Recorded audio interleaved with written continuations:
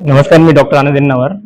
आपण आज मेडिकवरमध्ये प्रथम पूर्ण PCMC मध्ये पुण्यामध्ये लंग फेल्युअर क्लिनिक सुरू करतोय. त्याच्यामध्ये मुख्य उद्देश असा आहे की वाढतं प्रमाण, आजारांचं वाढतं प्रमाण आणि त्या वाढत्या प्रमाणामुळे बरेच लोक त्या आजारापासून सफर करतात, ज्यांना योग्य मार्गदर्शन भेटत नाही किंवा निदान होत नाही आणि त्यांचा आजार बळकावत जातो, पुढे वाढत जातो. त्यामुळे एक फॅमिलीवरती पण बर्डन होतं पैशाचं. दुसरं म्हणजे पैशाचंच बर्डन नसून पेशंट दिवस रात्र दम लागल्यामुळे घरात राहणे हा पण एक फॅमिलीसाठी मोठा बर्डन आहे किंवा नुकसान आहे फॅमिलीसाठी. तर ह्याला आपण पूर्ण योग्य मार्गदर्शनाने निदान करून पेशंटवर योग्य उपचार करून त्याला पूर्ण नियंत्रणाखाली आणू शकतो आणि पेशंट्सना आपल्या दररोजच्या लाईफ ॲक्टिव्हिटी करण्यापासून तयार करू शकतो. आणि ह्या सर्वसाधारण गोष्टी आहेत, जसं की इनहेलर्स वापरणे किंवा योग्य निदान करून घेणे, फुफ्सांचे योग्य व्यायाम करणे, फुफ्सा डाएट, जसं डाएटचं आपण मार्गदर्शन करू शकतो. त्यानुसार फुफ्सांचे आजार नियंत्रणाखाली येऊ शकतात. यासाठी आपण प्रथमतः BCMC मध्ये लंग फेल्युअर क्लिनिक सुरू करतोय. धन्यवाद. हे जे तुम्ही सांगताय हे रेस्पिरेटरी ऑर्गन डिसऑर्डर बद्दल आहे. एक्सरसाइज केलं, सगळं केलं, पण पॉल्युशनचं काय करणार? पॉल्युशन आहेच. येस, एअर क्वालिटी इंडेक्स पुण्याचा किंवा पुण्याचा मेट्रो सिटीचा बऱ्यापैकी वाईट आहे.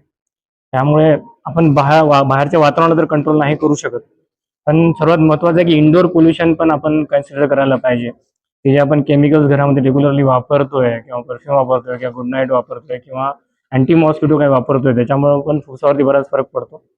पोल्युशन हे सर्वांचाच प्रश्न आहे, पण स्मोकिंग अवॉइड करणे, डस्ट एरियामध्ये असताना मास्क वापरणे किंवा ऑक्युपेशनल मास्क वापरणे हे खूप महत्त्वाचं आहे. लवकर निदान करून त्याच्यावरती उपचार घेतल्यानंतर पूर्ण आजार नियंत्रणाखाली आणता येतो किंवा त्याच्यावरती प्रिव्हेंटिव्ह मेजर्स घेता येतात. त्याला मेडिसिन्स आहेत, इनहेलर्स कम्प्लिटली सेफ आहेत. फक्त इनहेलर्स नाही, पल्मो रिहॅब म्हणजे काय, फिजिओथेरपीने, योग्य डाएटने आपण आजार हे नियंत्रणाखाली आणू शकतो. मी मॉर्निंगमध्ये पाहत असतो, म्हणजे आम्ही जेव्हा आपण निघतो तेव्हा बरेच जण कचरा जाळतात. तर कचरा जाळणे एक एकदम चुकीची पद्धत आहे, ज्याने अनियंत्रित केमिकल्स किंवा हे एन्व्हायरमेंटमध्ये रिलीज होतात. त्यामुळे अस्थमाच्या दमाच्या पेशंटला त्रास वाढतो. तो योग्य वातावरणामध्ये आणि योग्य पद्धतीने डिस्पोज करायला पाहिजे, ज्याने पोल्युशनचं प्रमाण 20-30% कमी करता येऊ शकतं. व्हेकल्स आहेत, व्हेकल्सचं योग्य अंडर पोल्युशन करणे हे खूप महत्त्वाचं आहे आणि त्यांचं मेंटेनन्स करणं महत्त्वाचं आहे, कारण की मोर दॅन 40% पोल्युशन हे व्हेकल्सपासून येत असतं. त्यामुळे ह्या सर्व काही साधारण गोष्टी जरी आपण फॉलो केल्या तरी आपण बरेच बर्डन कमी करू शकतो. तुम्ही म्हटलं तुम्ही त्या डिपार्टमेंटची एकमेव पुण्यामध्ये सुरू करतो. तर ज्यांना ऑलरेडी ह्या गोष्टींचा त्रास आहे स्पेशली तुम्ही काय? स्पेशली सर, फक्त फुफ्सांच्या आजारांना नियंत्रित करणे म्हणजे फक्त इनहेलर देणे नाही. मी परत सांगतो, त्याच्यामध्ये 4 पार्ट येतात. एक पार्ट आहे औषध गोळ्या देणे. दुसरा पार्ट जो असतो पल्मो रिहॅब, म्हणजे काय, आपण त्यांचे व्यायाम शिकवतो, त्यांना घरी योग्य पद्धतीने व्यायाम करतात, घरच्या घरी करतात येईल अशी व्यायाम पद्धती आपण त्यांना शिकवणार.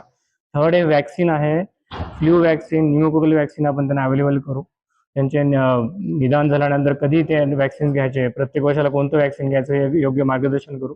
आणि चौथा महत्त्वाचा पार्ट आहे की डाएटबद्दल लोकांना असं की ॲलर्जी आहेत, त्यांना ॲलर्जी कोणत्या आहे ते फाइंड आउट करू शकतो आपण. ॲलर्जीचं पण त्यात इन्क्लूड केलेलं आहे. कोणत्या ॲलर्जीज आहेत आणि कशापासून दूर राहायचं हे आपण त्यावेळी मार्गदर्शन करू. हम लोग के डेली लाइफ में बहुत ज्यादा ही इम्पोर्टेंट है, क्योंकि for every aspect we need diet.